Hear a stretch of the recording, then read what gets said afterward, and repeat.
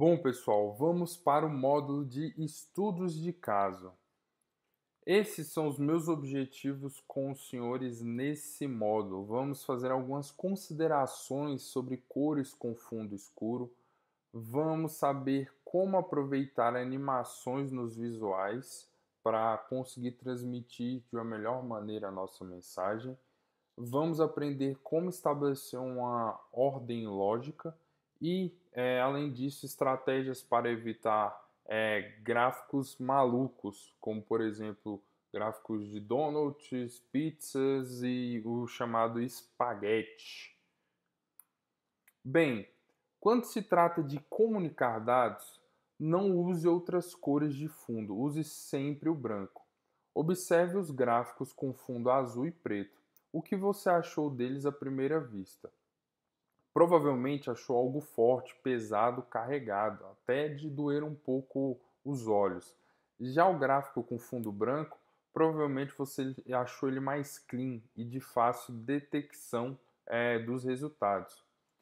Elementos de uma cor mais leve com fundos escuros podem criar um forte contraste, mas geralmente são difíceis de ler. Aqui vai o nosso primeiro estudo de caso. Às vezes temos que lidar com layouts de empresas e clientes, e eles falam que temos que usar aquele layout e pronto. Todo mundo já passou por isso em algum momento. Eu nunca particularmente vi um layout bonito, e aí é por isso que a gente tem que aprender a adaptar algumas coisas. Essa figura aqui é um exemplo de como poderia ser um gráfico a respeito de um questionário para uma equipe. E aqui podemos ver tudo o que aprendemos dos elementos de pré-atenção. Então, aqui a cor vermelha, onde é para ser destacado, o alinhamento, a cor aqui que é para ser destacado, mas nem tanto quanto o vermelho. Aqui em cima de tudo o gráfico com uma tonalidade, uma saturação de cinza diferente dessa e dessa aqui. Enfim, só que imagine que você tenha um cliente e o layout dele seja preto. Então precisamos pensar ao inverso do layout branco, ou seja, o que se destaca no fundo branco não se destaca no fundo preto. E devemos mexer nas saturações das cores. E aí ficaria algo mais ou menos assim. Com o fundo branco, quanto mais uma cor é oposta à paleta do branco, mais ela se destaca. No caso, o cinza se destaca menos, enquanto o preto se destaca muito. Com o fundo preto, a mesma coisa acontece, mas o preto se torna a cor de base. O cinza se destaca menos e o branco se destaca muito. Além disso, algumas cores somem com o fundo branco, por exemplo, o amarelo, mas são ótimas para atrair a atenção com o fundo preto, o próprio amarelo. Nesse caso aqui, a gente mudou a tonalidade do vermelho aqui e mudou a cor de azul para branco, tá certo? E o que eu falei para vocês de cuidados com as cores. Aqui a gente tem o amarelo com fundo branco e o amarelo com fundo preto. Tomem muito cuidado. Às vezes uma mesma cor, dependendo do fundo, vai trazer uma mensagem diferente ou um visual diferente até estragar isso aqui, ó, até chega a doer os olhos. Não é verdade? E aí vamos para o nosso estudo de caso número 2.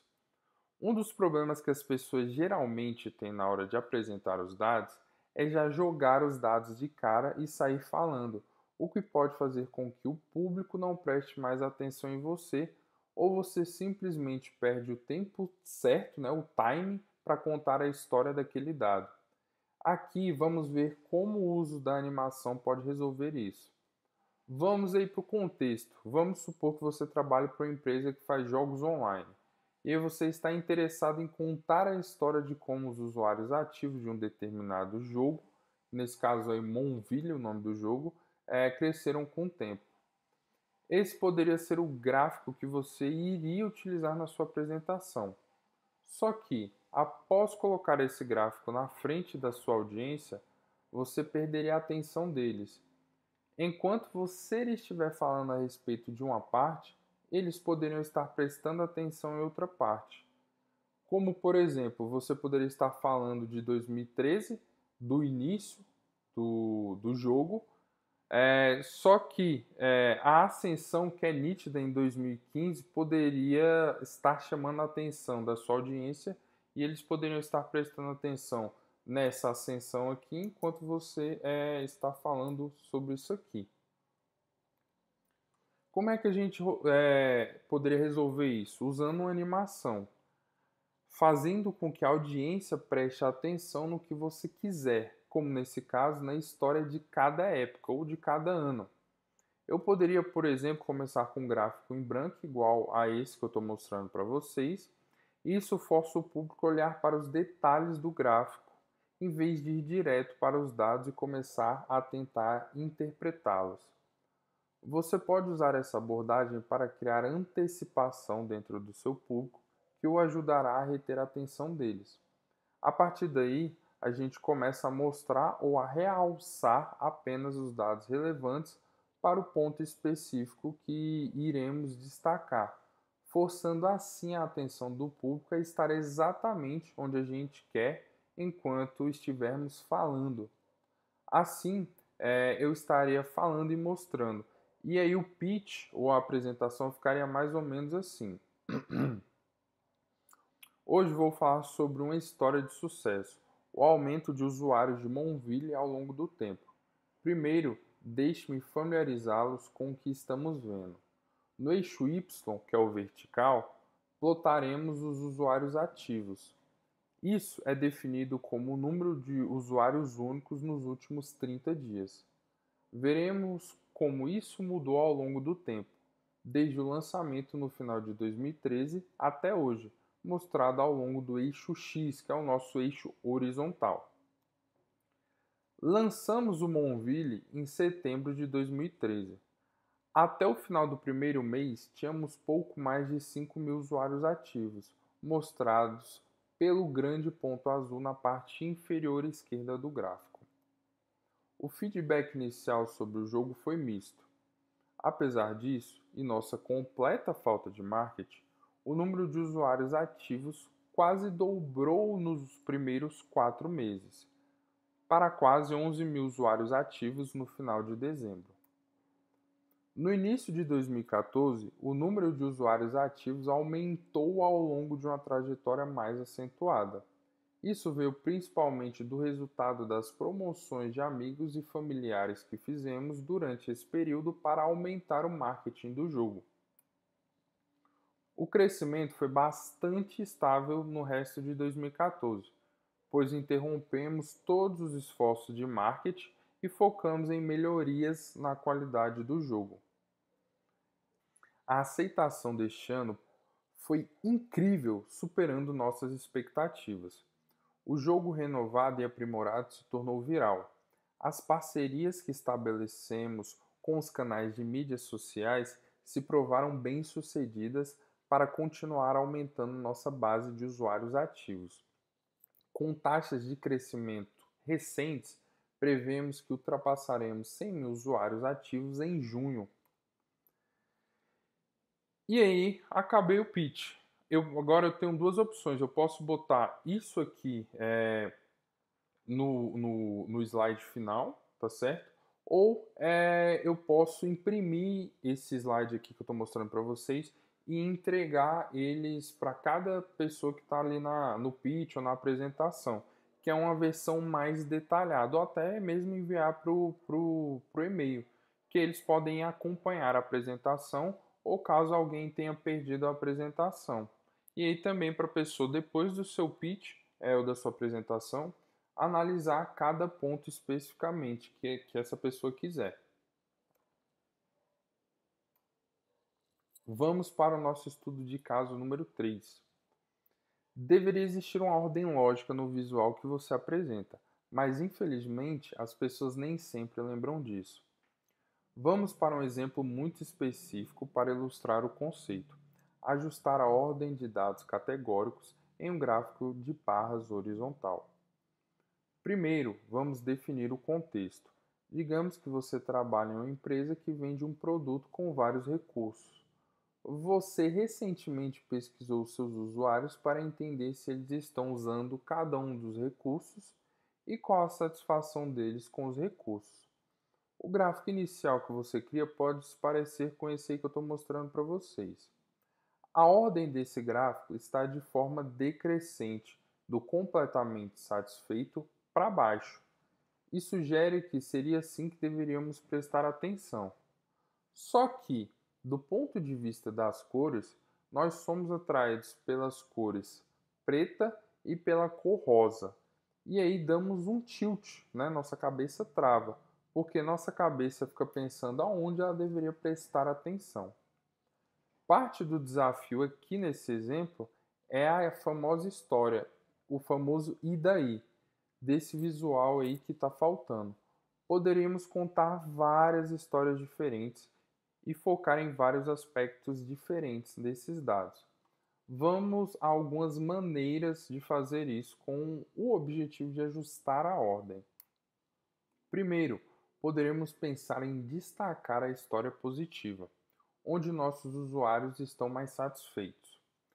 Aqui eu ordenei os dados utilizando os dois rótulos destacados em azul acima da primeira barra, em ordem decrescente, além de ter feito algumas coisas que a gente já aprendeu anteriormente para melhorar o visual. Por exemplo, ajustei os textos, a cor, posicionamento dos segmentos ali do eixo Y, tá? Tudo ficar alinhado, bonitinho, para que a atenção do público atinja primeiro o lugar que eu quero, que é justamente esse que está destacado em azul, enquanto eles olham da esquerda para a direita. Aqui um outro exemplo, a gente pode utilizar das mesmas táticas, ordem dos objetos, cor, posicionamento e palavras. Nesse caso aqui, a gente está destacando uma história diferente com os mesmos dados, onde os usuários estão menos satisfeitos. Ou talvez a história real aqui seja nos recursos não utilizados, que podem ser destacados, como eu estou mostrando aqui para vocês, com um azul esverdeado aí. E se quisermos contar as três histórias juntas, como é que vocês fariam isso? Isso aí provavelmente vai dar uma complicada no início, né? Se lembrem que não é legal acostumar o público com o design de um gráfico e depois sair mudando. Vamos ver como poderíamos fazer isso da melhor maneira possível. Vamos criar um visual de base e preservar a mesma ordem para que o nosso público precise se familiarizar com os detalhes apenas uma vez, destacando as diferentes histórias uma por vez através do uso estratégico das cores. Então vamos lá. Esse vai ser o nosso layout básico. E aí, se eu estivesse apresentando isso a um público, eu usaria esse layout básico, só que com as seguintes questões. Qual é o seu grau de satisfação com cada um desses recursos? Completamente satisfeito na direita e não satisfeito à esquerda. E por último, lá da esquerda, na extrema esquerda, eu não usei. Eu me aproveito da associação natural de positivo à direita e negativo à esquerda. É só a gente lembrar do plano cartesiano, né? X e Y. Então, tudo que está para cá é positivo e tudo que está para cá é negativo. Depois, farei uma pausa para contar cada uma das histórias sucessivamente. Vamos para a primeira. Primeiro, farei um slide parecido com o que eu mostrei anteriormente para vocês, que destaca os usuários mais satisfeitos. Aqui eu usei diferentes tons de azul para chamar a atenção da parte mais satisfeita, e não somente da estratificação de cada categoria. Além disso, eu coloquei um texto à direita que ilustra o meu argumento. Segundo subexemplo, isso é seguido por um foco no outro extremo do espectro, onde os usuários estão menos satisfeitos, novamente chamando e destacando pontos de interesses específicos. Aqui a gente consegue ver os principais recursos que os usuários não estão satisfeitos e aí a gente está destacando ali o J e o N. E o terceiro, que é os que os usuários não usam, né, o subexemplo 3, preservando a mesma ordem, podemos chamar a atenção do público para os recursos não utilizados. Esse roteiro seria uma apresentação ao vivo. Agora, se você fosse entregar algum documento, como é que ele poderia ser feito? Como sugestão ou como sugestão para fim de slide, vocês poderiam usar esse slide ou entregar esse documento. Por quê? Pois o uso estratégico de cores me permite direcionar a atenção do meu público para um componente dos dados de cada vez. Vamos entender isso de uma melhor maneira? Quando eu observo a figura, os nossos olhos executam vários Zs em zigue-zague, que a gente já viu isso anteriormente. E aí, provavelmente o que vocês bateram os olhos primeiro foram em recursos em negrito no título do gráfico. Em seguida, sou atraído pelas barras azuis escuras. E aí eu sigo até a caixa de texto azul escuro que me diz o que é interessante sobre o que estou vendo. Em seguida, bato na caixa de texto laranja, leio e olho para a esquerda para ver as evidências no gráfico que a suporta. Finalmente, vejo a barra verde azulada enfatizada na parte inferior e olho para ver o texto que a descreve. O uso estratégico da cor diferencia as várias séries umas das outras, além de deixar claro onde o público deve procurar evidências específicas do que está sendo descrito no texto. Vamos para o estudo de caso número 4. Observe como é difícil se concentrar em uma única linha dentro dessa bagunça toda, devido a todos os dados estarem cruzados ali no meio, um em cima, um embaixo, enfim, e porque tem muita coisa competindo pela nossa atenção ou pela sua atenção. Agora vamos ver como poderíamos apresentar esse gráfico de diferentes maneiras, utilizando elementos de pré-atenção. Primeiro, foque em uma linha de cada vez, esse seria um exemplo. Ou o segundo exemplo, primeiro falando de saúde, o segundo de educação. Nesses exemplos que eu mostrei para vocês, a cor, a espessura da linha e as marcas adicionais, no caso o marcador de dados ali, a bolinha e o rótulo do dado, atuam como dicas visuais para chamar a atenção para onde queremos que o nosso público se concentre. Essa estratégia pode funcionar bem em uma apresentação ao vivo, no qual você explica os detalhes do gráfico uma vez e depois percorre as várias séries de dados dessa maneira, destacando o que é interessante ou que deveria ser prestado atenção em cada um e o porquê. Observe que precisamos dessa narração ou da adição de texto para esclarecer por que estamos destacando os dados fornecidos e, obviamente, fornecer a história para o nosso público. Podemos desembaraçar o gráfico separando as linhas na vertical ou na horizontal. Primeiro, vamos ver uma versão em que as linhas são separadas verticalmente, que é essa aqui que eu estou mostrando para vocês. Aqui temos o eixo X no topo, que serve para todos os gráficos, e aí são 5 gráficos separados, mais organizados de tal forma que é interpretado como uma única figura. O eixo Y foi omitido aqui e colocado somente o percentual dos valores, saindo do valor inicial para o valor final. Essa abordagem nos permite ver a tendência de uma determinada categoria, no caso saúde ou educação ou as outras, enfim, e é recomendada quando é mais importante cada categoria do que a comparação dos valores entre elas. Se não for o caso citado anteriormente, podemos usar esse exemplo aqui, onde as linhas são separadas verticalmente. Aqui deixamos o eixo Y para todas as categorias e estratificamos o eixo X para cada uma. Também, a altura relativa das várias séries de dados permite que elas sejam mais facilmente comparadas entre si. Por exemplo, aqui a gente pode ver rapidamente que a maior porcentagem de financiadores em 2015 doou para a saúde, uma porcentagem menor para a educação, uma porcentagem ainda menor para serviços e assim sucessivamente.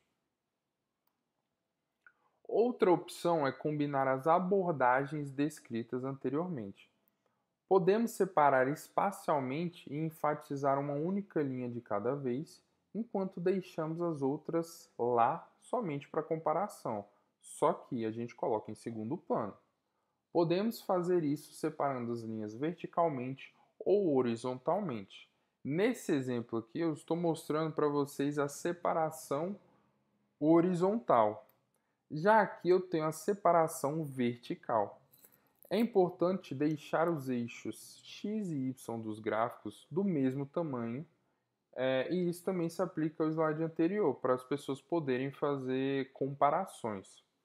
Esse gráfico e o anterior pode funcionar bem se o contexto do conjunto de dados completo for importante, mas você quiser se concentrar em uma única linha de cada vez.